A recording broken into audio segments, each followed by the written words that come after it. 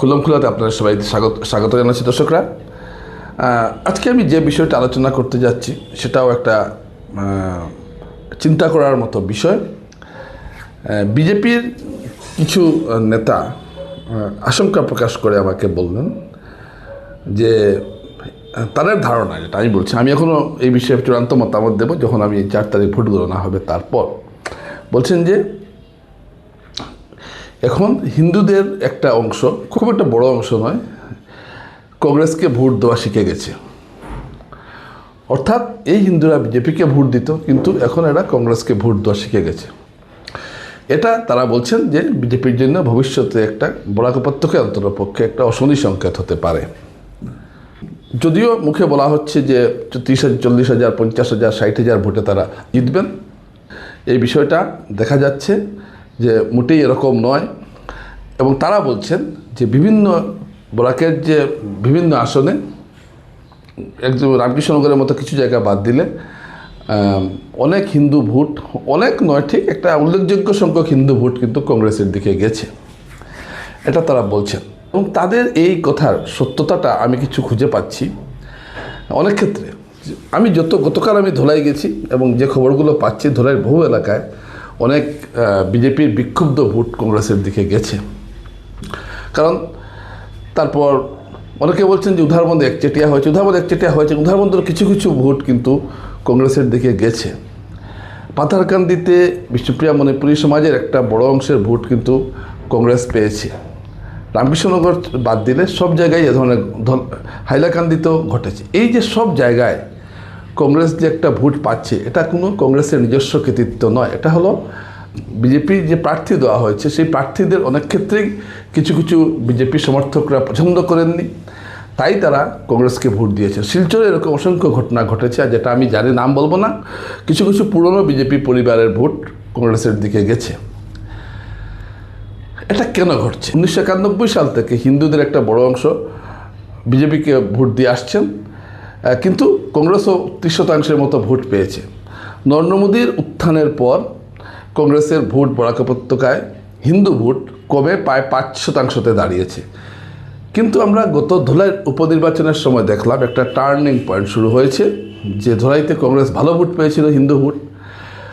তখন আমরা হয়তো ভেবেছিলাম যেটা হয়তো কংগ্রেসের যে বিজেপির যিনি প্রার্থী তার বিরুদ্ধে একটা বহিরাগত আওয়াজ তোলায় এবং কংগ্রেস প্রার্থী স্থানীয় হওয়ায় তিনি ভোট পেয়েছেন। এই পর্যন্ত ঠিক ছিল, কিন্তু এটা তো ঘটনা যে বিজেপি সমর্থকরা কংগ্রেসকে হাত চিহ্নে ছাপ দিতে একটা ছোট অংশ হলেও তারা অভ্যস্ত হয়ে গিয়েছিলেন। এবং এই পরম্পরাটা এবারও ধরাইতে এরকম অনেকগুলো ঘটনা ঘটেছে যেখানে বিজেপি সমর্থকরা কংগ্রেসকে ভোট দিয়েছেন। এবং কেন দিয়েছেন, কি দিয়েছেন, কেন কী কারণে দিয়েছেন, এসব আপনারা সবাই জানেন। সেই প্রার্থী কেন্দ্রিক শিলচরে যেটা হয়েছে, শিলচরেও এ ধরনের কিছু ঘটনা ঘটেছে, আমি এটাকে আটকানো যায়নি। গতবার দীপায়ন চক্রবর্তী মনোনয়ন পাওয়ার পর দিলীপ পাল পদত্যাগ করেন, এবং কিন্তু তারপরও কিন্তু বিজেপি ভোটে তেমন ভাঙন ধরেনি, দীপায়ন চক্রবর্তী রেকর্ড ভোটে জয়ী হয়েছিলেন। কিন্তু সেই পরিস্থিতি যে এবার আছে এটা আমার মনে হচ্ছে না। পারিপার্শ্বিক সমস্ত কিছু দেখার পর আমার কিন্তু এটা মনে হচ্ছে না। এর কারণটা হলো যে একটা ঘটনা, এবং ফলাফল বড়খলাতে আপনারা দেখেছেন বিভিন্ন চা বাগান এলাকায় কংগ্রেস একটা ভালো ভোট পেয়েছেন। এটাকে হয়তো বিজেপি অস্বীকার করবে, না ভোট পারি বা পেলেও হ্যাঁ জিততে পারে, মানছি 30,000 যারা বলছেন, কিন্তু জিতলেও এই যে সূচনাটা হয়েছে যে কংগ্রেস একটা হিন্দুদের একটা ছোট অংশ হলেও যে কংগ্রেসের প্রতি আবার কংগ্রেসকে ভোট দেওয়া শিখছেন, এবং এটা যে আগামীতে সংক্রমিত হবে না এর কোনো গ্যারেন্টি কিন্তু নেই। তাই দর্শক, এটা একটা গুরুত্বপূর্ণ প্রশ্ন, এবং বিজেপির অনেক নেতাই আমাকে বলেছেন বা আমার সঙ্গে কথা প্রসঙ্গে বলেছেন যে তারা এটা নিয়ে খুব চিন্তিত।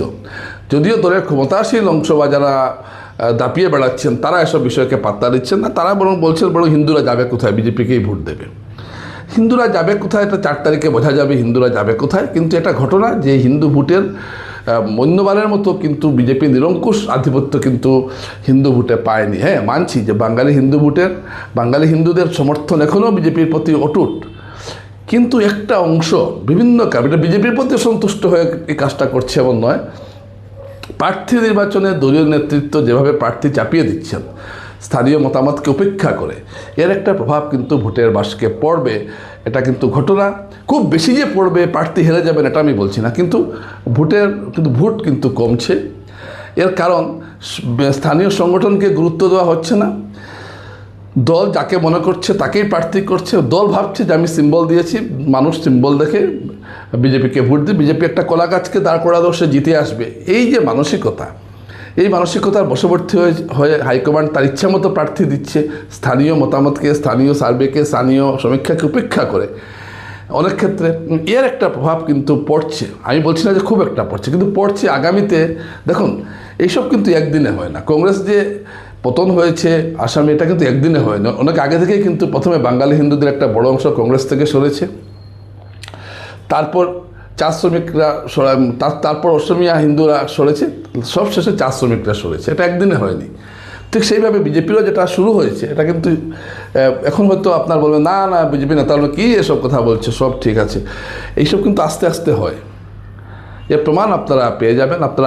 আমি ফলাফল যাই হোক, কিন্তু আপনারা যখন বিশ্লেষণ করবেন, যখন 4 তারিখ রেজাল্ট বের হওয়ার পর আপনারা যখন বিভিন্ন বুথওয়ারি যখন আপনারা বিশ্লেষণ করবেন, তখন বুঝতে পারবেন যে বিজেপির যে কমিটেড ভোট, বিজেপির যে vote bank, committed vote bank যেটা বিজেপির নিশ্চিত যেটা ভোট ব্যাংক, সেখানে 10%, 20% ভাঙন ধরেছে। আপনারা দেখে নেবেন এটা ঘটেছে। এবং আমি নিজেও ঘুরেছি এবং দেখেছি যে অনেক ক্ষেত্রে এটা হয়েছে। এটা এমন নয় যে বিজেপি প্রার্থী হেরে যাবে, কিন্তু এটা হচ্ছে। আজকে এটা 20% হতে পারে, এক বছর আগে ধুলাইতে যেটা ছিল 20%, আজকে এটা হয়তো 20% থেকে একটু বেশি হতে পারে। অনেক জায়গায় বড়খোলাতে তো বিজেপির হিন্দু ভোট পুরোটাই ছিল বিজেপির, সেখানে যে ভাঙন ধরে কোনো জায়গায়, সেটা বিজেপির জন্য ক্ষতি। এছাড়া অনেক ক্ষেত্রে ব্যক্তি এবার প্রাধান্য পাচ্ছেন, যেমন শিলচরে অভিজিৎ পাল একটা ব্যক্তি হিসাবে, বা ধরুন বড়খোলাতে অমিত কালো, এই যে ব্যক্তি কংগ্রেসীরা যে উঠে আসছেন, মানে দল ছাড়া যে ব্যক্তি, এটাও একটা বিজেপির জন্য একটা চ্যালেঞ্জের ব্যাপার হতে পারে আগামীতে। দর্শকরা, আমি এই কথাটা যেটা বললাম আপনারা মিলিয়ে নেবেন 4 তারিখের পর। কিন্তু এটা ঘটনা যে হিন্দুদের একটা অংশ কংগ্রেসকে ভোট দেওয়া শিখে গেছে, এবং এটা বিজেপির স্থানীয় নেতাদের কাছে অনেকটাই চিন্তার কারণ হয়ে দাঁড়িয়েছে। নমস্কার।